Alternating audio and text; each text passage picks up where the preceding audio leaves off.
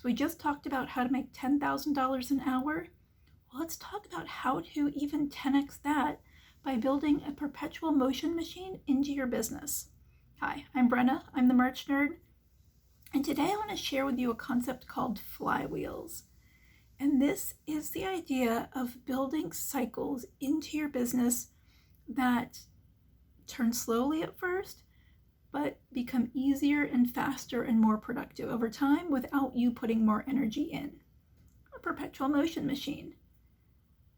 So flywheels. Flywheels are the idea of taking a linear process, say, post some content, get some people interested, get them to sign up for some sort of lead magnet freebie that gets them on your email list, offer them specific things unique to your email list, get them into a community, help them solve their problem and transition from wherever they are now to where they want to be, and they go off into the future, and now you start it all again.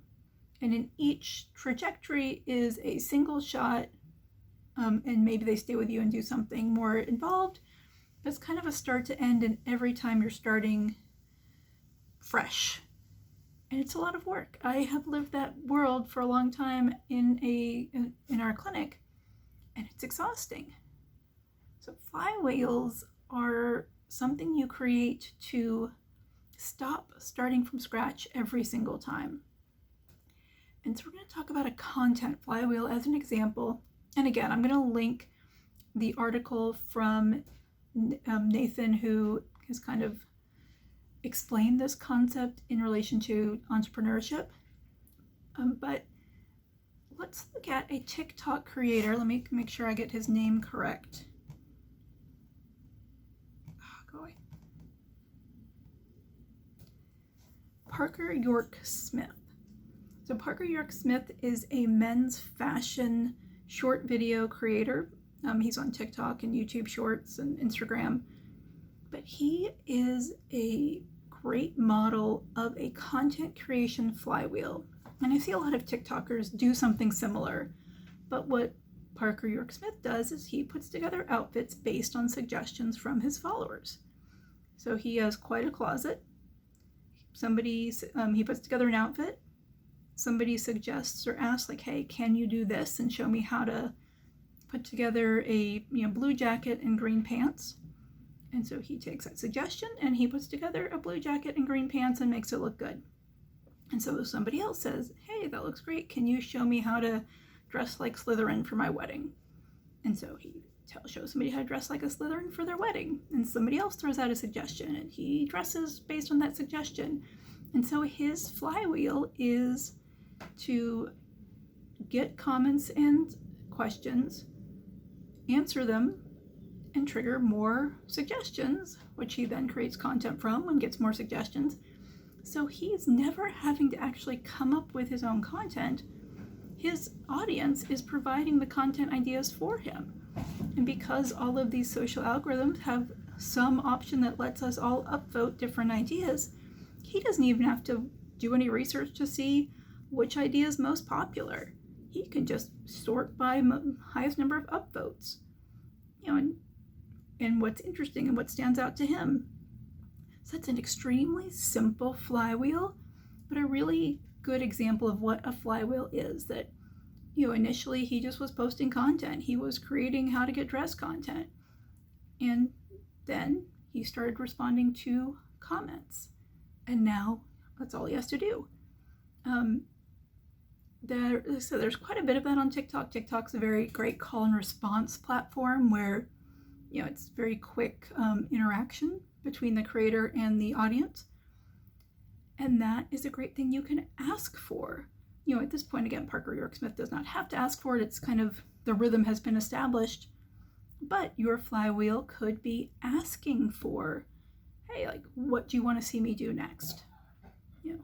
What color combination do you want to see me try?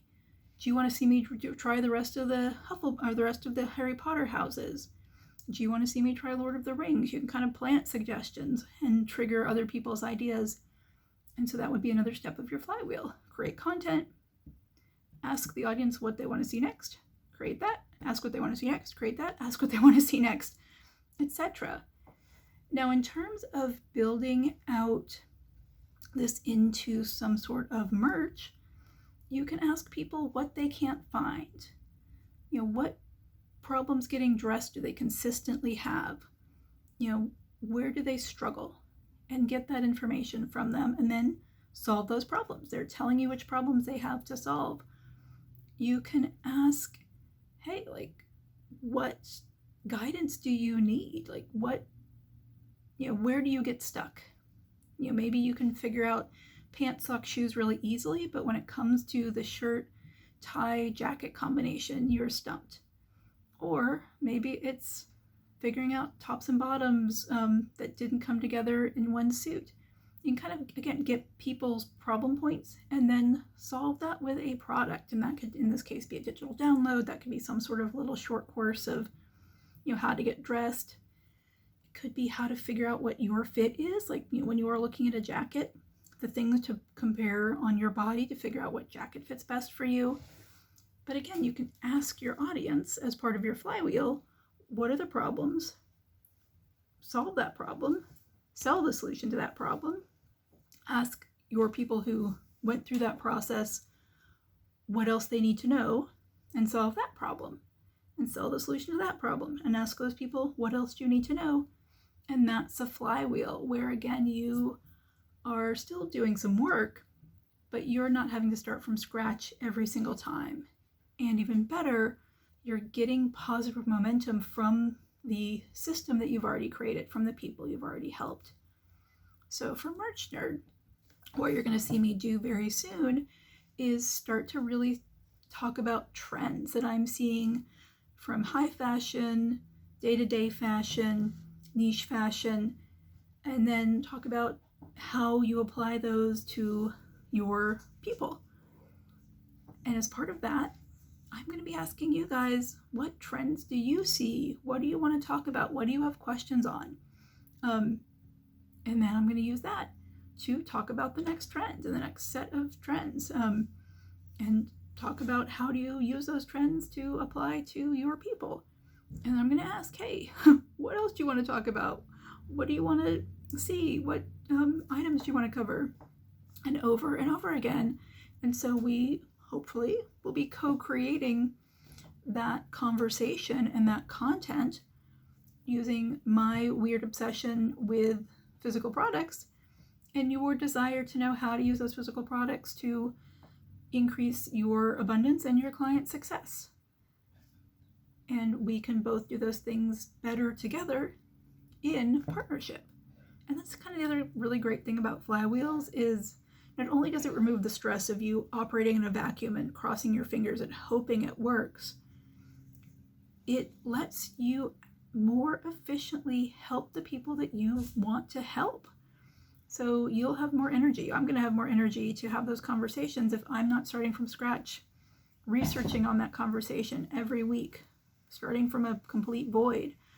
I'm not going to be losing my energy to stress and worry and anxiety and what ifs, because I'll at least know that one person's interested in that question. And sometimes that's enough. I can answer it for one person versus zero. So you can put flywheels in every aspect of your business, but I would definitely encourage you to start with one. And that's what we're going to talk about tomorrow, is kind of figuring out where to focus first. It kind of is going to cross over into a concept Russell Brunson calls the big domino. Crosses over into kind of some other concepts, but what is the linchpin? What's the keystone?